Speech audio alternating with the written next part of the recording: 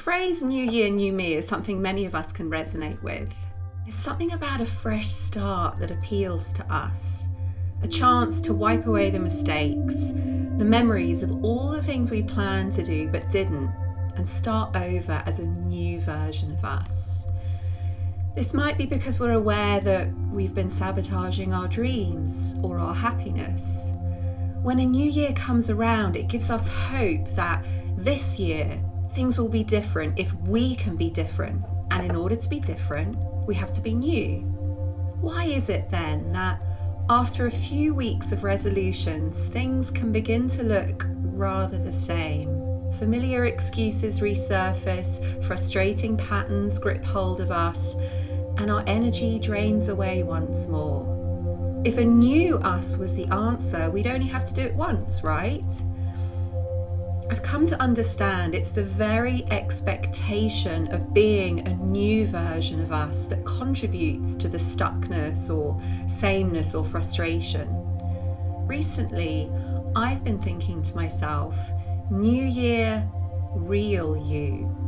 This approach feels really powerful because rather than seeing myself as in need of reinvention, which has an unspoken message that I'm lacking in some way, I'm telling myself all that needs to happen for you to have the life you want is to finally be yourself. I think this has a lot to do with energy.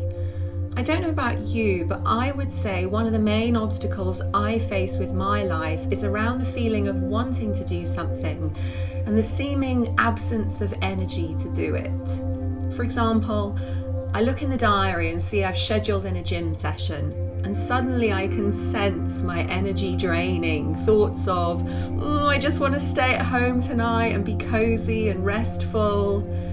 If I approach the new year with the resolution to be a new version of myself, a version whose energy doesn't drain away and put the gym off, then what I'm really saying is there's something wrong with the current version.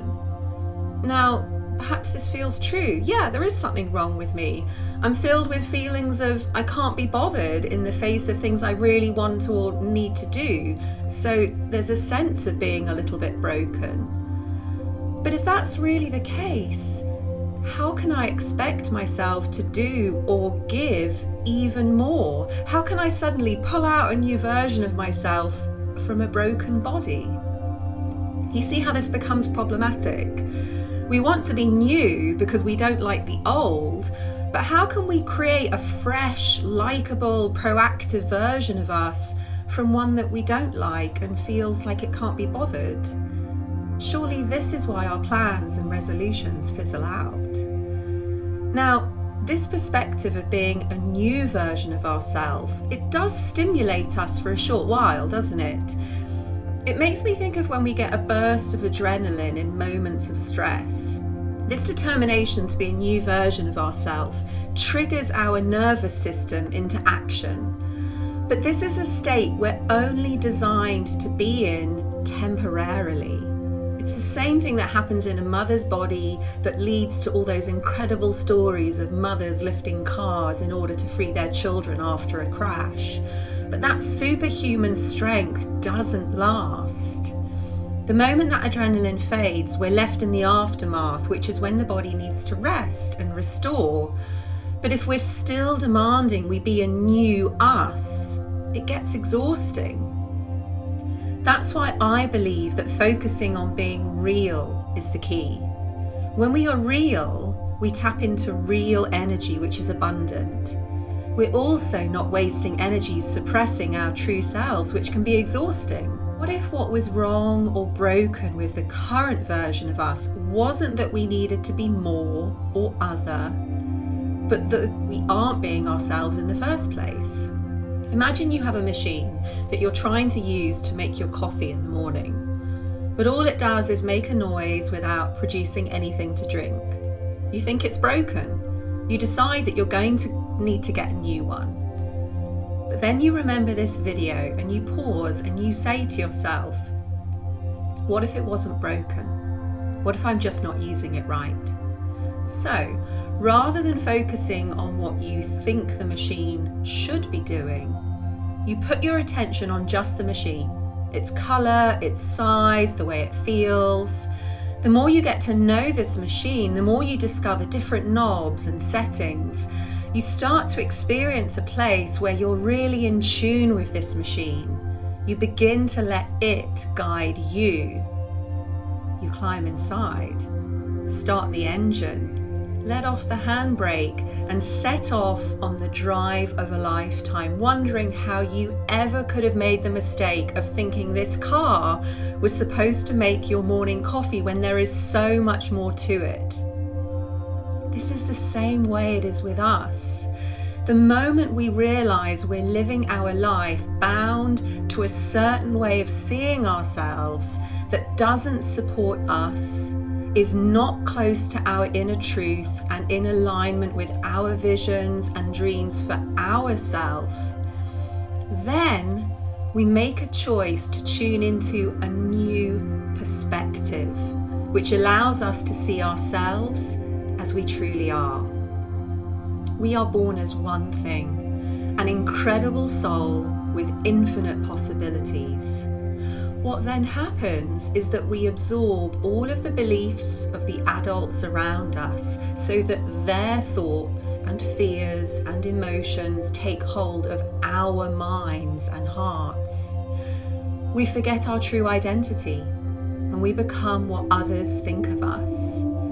Trying to be a new me means we're searching for a new identity, free of what we've been trained or conditioned to believe, rather than finally allowing ourselves to tune back in to who we really are. We sense that we could be happier, say, or achieving things that are important to us, which is correct. We are on some level hearing the destiny of our authentic self. But then we make the mistake in believing that we need to be more or different to who we are in order to achieve this, rather than realizing that we need to be less man-made or manufactured and more real or soul-informed. Rather than starting the new year with another manufactured version of us, we begin the new year with a commitment to finally tune in to who we really are. We stop thinking the machine is broken because it won't make coffee, and we actually get to know the car and discover it's capable of so much more than a coffee machine. Now, this isn't the sort of thing that happens overnight. Remembering our true identity is a journey that takes practice and commitment. Firstly, we understand that the new year, new me mindset sees us as having limited skills and resources. This is why it wants to be new. In this way of thinking, we have worries, concerns, insecurities, fears, which all exert a lot of pressure on us. We want to remember when we're thinking this way, we're cut off from our authentic self and our true resources, our soul, our connection to abundant energy, the unity of life, a power that is so much bigger than our own personality and circumstances. This is really about opening the door to trust. Trusting that you, the real you, is all you need in order to achieve what your heart is calling for. How about you make this new year the beginning of your journey to be the real you? Give me a thumbs up or let me know in the comments below if you feel inspired to commit to tuning in to who you really are.